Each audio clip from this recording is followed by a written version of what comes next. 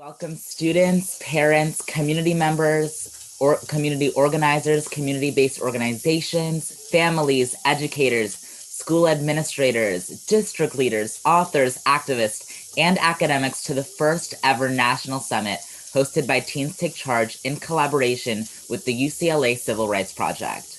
This, of course, could not have been possible without our sponsorship with Integrated Schools and the Summerfield Foundation. We are so beyond excited that you are all here with us today. Let's see where everyone is coming from. If you haven't already, please use the Padlet to show us where you are. The link will be put in the chat.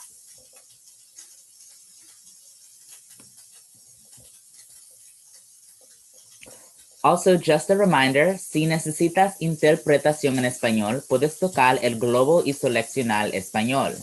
Si necesitas ayuda, por favor, levanta tu mano virtual o manda una pregunta usando la función Q y A.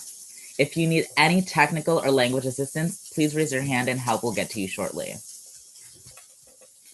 My name is Alex, and I have the absolute pleasure to be your MC today. I am a Teens Take Charge alum, and I am so excited to engage in this educational journey with you all today. I will also be joined by my amazingly good friend, Karma. All you, Karma. Thank you, Alex. Hi, everyone. My name is Karma. I'm a first-year student at Brown University, and I'm also a Teens Take Charge alum. So I will be in the background for most of the day, but I'm still so excited to be in community with you all. Thank you, Alex. Thank you, Karma.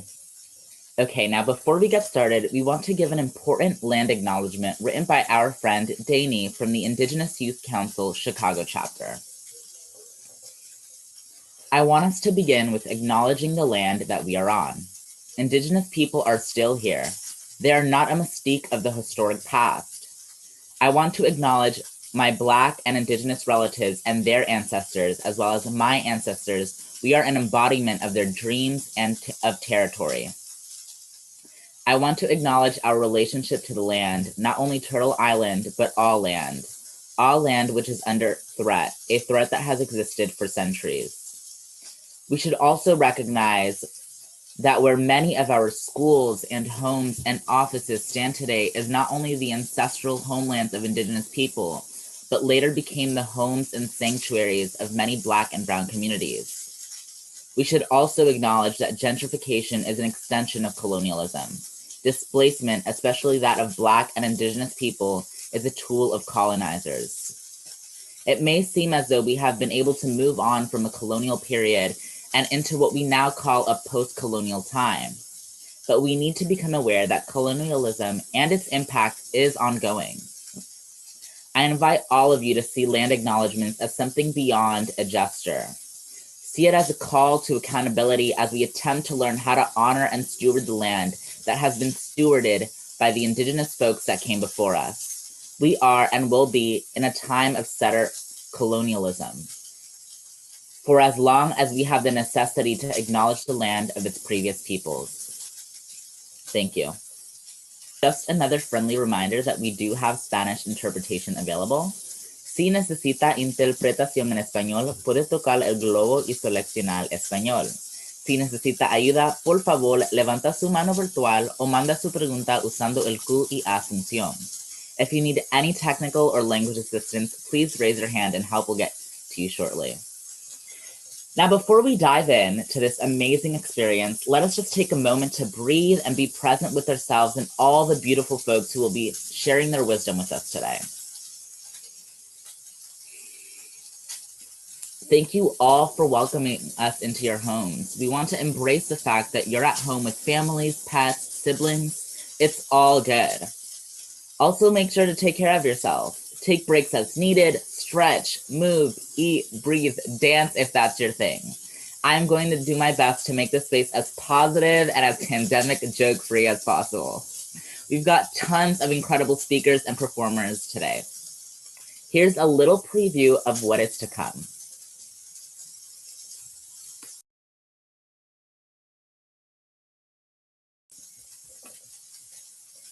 Using the chat, please briefly share what you are bringing into today's event and what you hope to get out of it.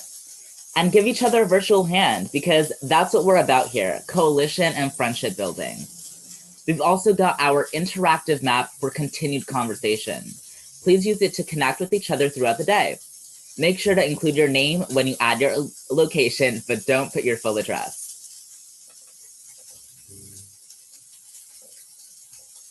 Okay, let's see where some folks are coming from. We have people from Richmond, Virginia, Brooklyn. I see some West Coast friends in California. We have Dallas, Texas. Wow, this is so amazing. This is really turning into the national summit that we all had imagined is possible. While we do know that the content of today's event is heavy, such as the continued fight for integration and dismantling the school to prison pipeline, we also know that we are sharing the virtual stage today with students, parents, educators, and leaders who we can all rely on to collectively learn, grow, and hopefully heal with. We are fighting toward educational equity across the country, and that is something we should all be proud of. We are doing the thing, y'all. Today we have over 20 different student groups from 10 states represented, and that in itself is a sign that we are not alone in this work, and that we have a network of brilliant minds and full hearts to rely on when the fight for educational liberation gets the most tiring. Being Caribeño myself, I am inspired by the communities and resilience my ancestors developed. I hope we can foster such a community and strife in this space today. It is no surprise that we are experiencing one of the most difficult calendar years today. COVID-19, economic uncertainty, health disparities, and the uprising for racial justice that was reinvigorated by the police murders of George Floyd, Breonna Taylor, Tony McDade, and countless others. All have helped shape this historic moment where advocates for equity and justice can create critical mass, not only in our local communities, but at the city, state, and federal levels to impact policy and enact the lasting change we know students, families, and communities rightfully deserve. We stand truly on the shoulders of these revolutionary icons. With that, I'd like to introduce one of our incredible organizers from Teens Take Charge, the Toby Papierno, a senior at Beacon High School in New York City. It's all you, Tobes. Thanks for the intro, Alex. Yeah, my name's Toby, and I've been a member of Teens Take Charge for quite a while, and also have been helping to plan this summit for quite a long time.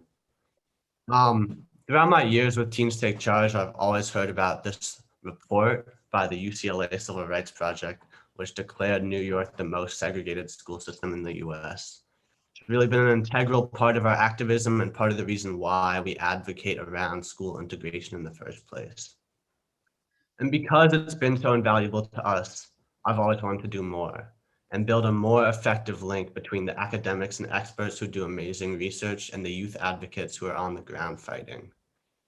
So way back in the midst of heavy coronavirus lockdown in New York City, I went out on a limb and emailed the co-director of the UCLA Civil Rights Project, hoping for, but not really expecting a response.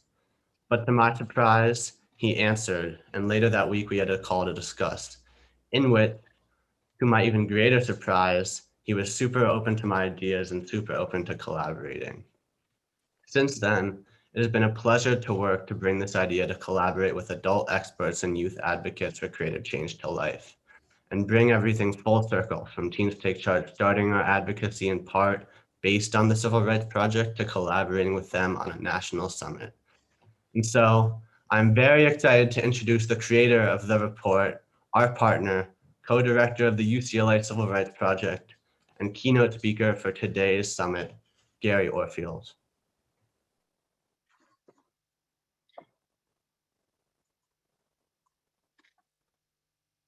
It's great to be with you, Toby, and to be with all of you from wherever you are out there in the country. I am honored to be working with Teens Take Charge and other youth groups on this important issue. In 2014, we did a report on the segregation of New York State. It was called New York's Extreme School Segregation. We did reports in many states, but we wanted to really emphasize what we found in New York, because New York is a place of great importance, by far the largest school district in the country, and a place of tremendous consequence for students of color. What we found was that New York State was the most segregated state in the country for Black students and one of the most segregated for Latino students. Because of this conference, we have done a look at what's happened since then. That was on 2010 data. We're now looking at 2018 data. And you guys who are on this conference this morning are the first ones in the country to hear some of the data that we found. What we found in 2018-19 school year is that New York State is still the most segregated state in the United States for Black students. We did a report 2 years ago, and we found that for Latino students, it is, in terms of intense segregation, the second most segregated state in the country. And New York is so segregated because it never really did anything serious about it. It promised many times. The protests started in New York in the 1960s. There were promises repeatedly from the state government, from the local governments, and they were all betrayed. This is why it's so important to have students talk up about this issue, because the adults have basically failed. And the students know they're going to be going into an incredibly multiracial society with a preparation in segregated schools. Segregated schools hurt everybody. They deny you the chance to know each other. They deny you to understand each other's culture. And they deny many students of color the opportunity to participate in the best schools that exist, or to create more good schools that could be shared by all racial and ethnic groups. Here's some of the top lines of our research that has been done with Danielle Jarvie of our staff. And we are going to issue a full report, but today we're just going to give you some of the headlines. First of all, New York City is now only 17% white, but it's actually growing in white population. It's 18% Asian. That's growing too. 41% Latino, 22% Black. The city is becoming more diverse, and we're seeing this pattern around the country. The big force in growth now is immigration. We found that the charter schools are the epicenter of segregation in New York and in much of the country. Right now, they are mostly Black and Latino. Only 52% of the students are Black, 39% are Latino, only 4% are white, 3% are Asian. Whites and Asians in New York, and this is true of the country as a whole, tend to go to school together, and predominantly middle-class schools. They are typically in New York in classes or in schools where 3 out of 5 students are white or Asian. Only 1 Black student in 100 in New York is in a majority white school. Only 3 in 100 of Latinos. 5 of every 6 Blacks in New York are in intense segregation. 3 out of every 4 Latino students are. 1/4 of the Black students in New York and 1/6 of the Latinos attend what we call apartheid schools. Those are schools where 0 to 1% of the students are white.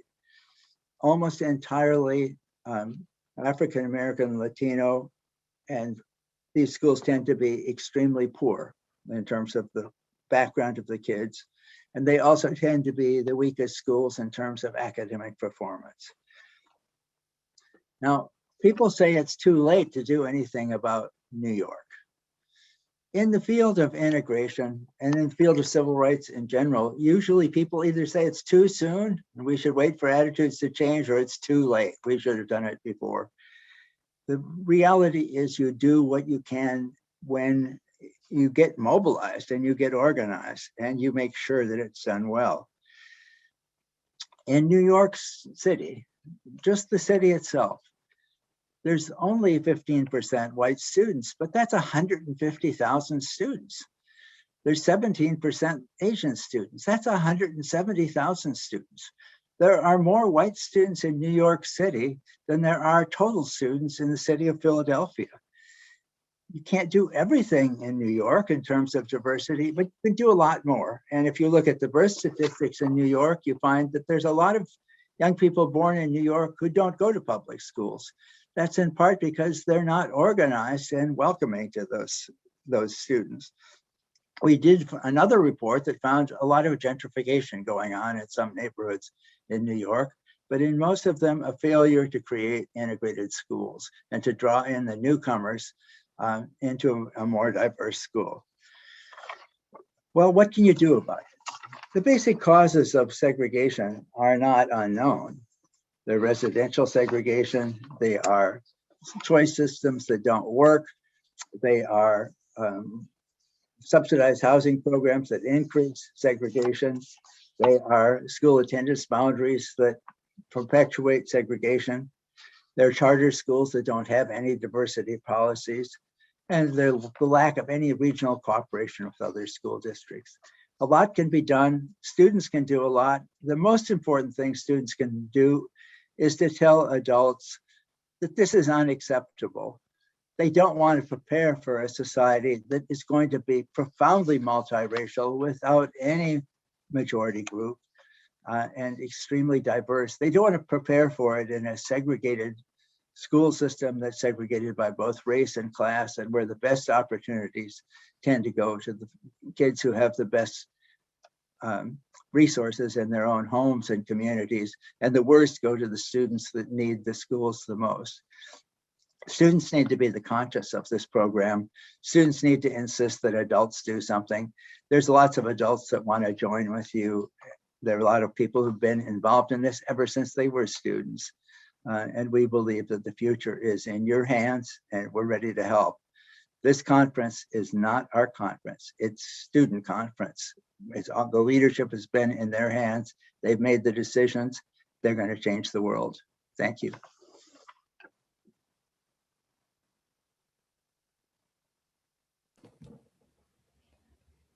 Thank you so much for that critical data, Gary. If you want to take a deeper look at the data that Professor Orfield presented, sign up for his lunch talk.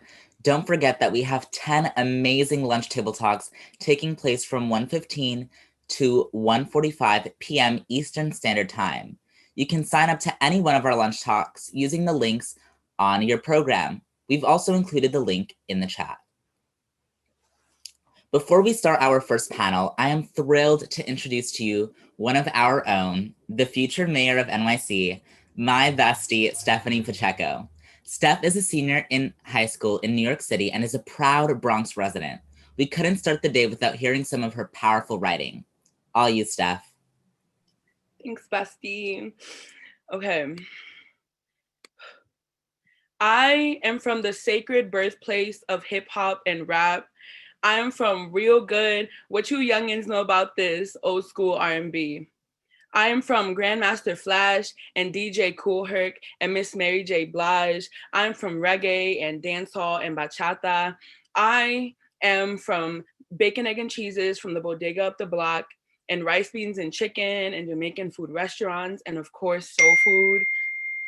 I am from 99-cent stores, beauty supplies, hair salons, braiding shops and barber shops. I am from do-rags and wave brushes, taper fades and cornrows, box braids and hair grease, edge control hot combs, and black power fist afro picks.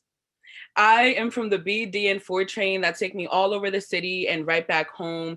I am from right around Grand Concourse. I am from the South Bronx.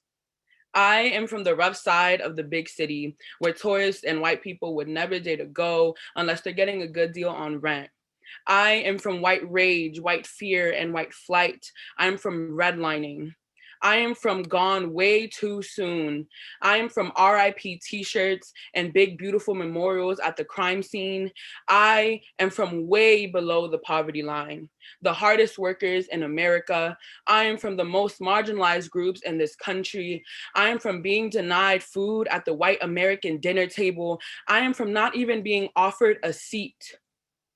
I am from the ones whose problems the government sweeps under the rug and pretends don't exist. I am from our pain being silenced by gunshots. I am from the wrongfully convicted. I am from the exonerated five, from the war on crime, from cracking down on fare evasion. I am from mass incarceration and the school to prison pipeline. I am from Black girls being pushed out and 1 in 3 Black boys expected to be taken to prison in their lifetimes.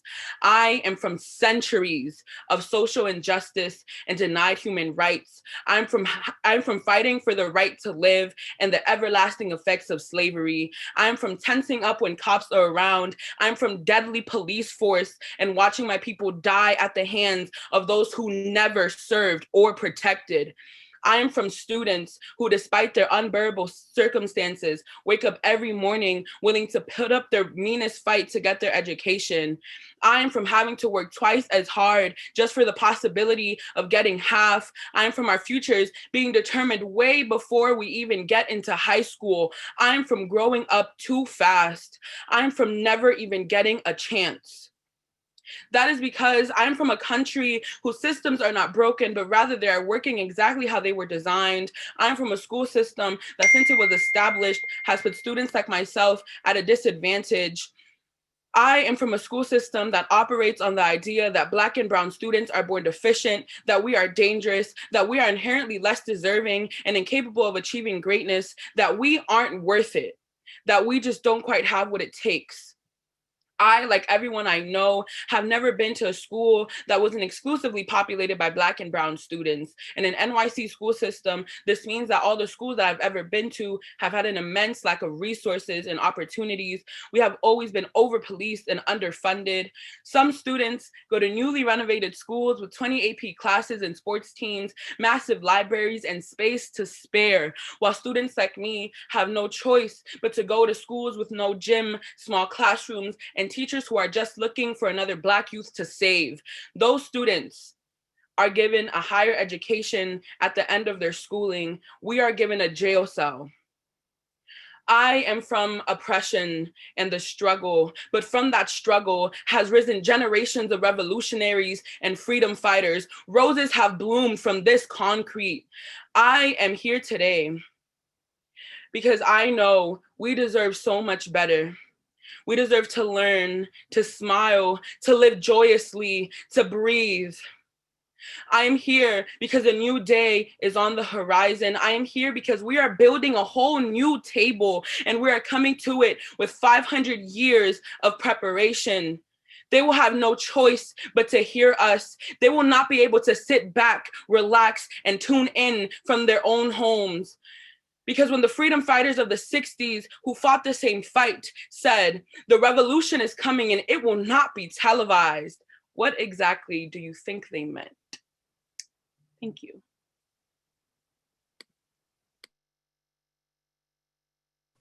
Wow, Stephanie, you can see through the comments that you just absolutely did amazing. I am so thankful to be in this fight with you every single day.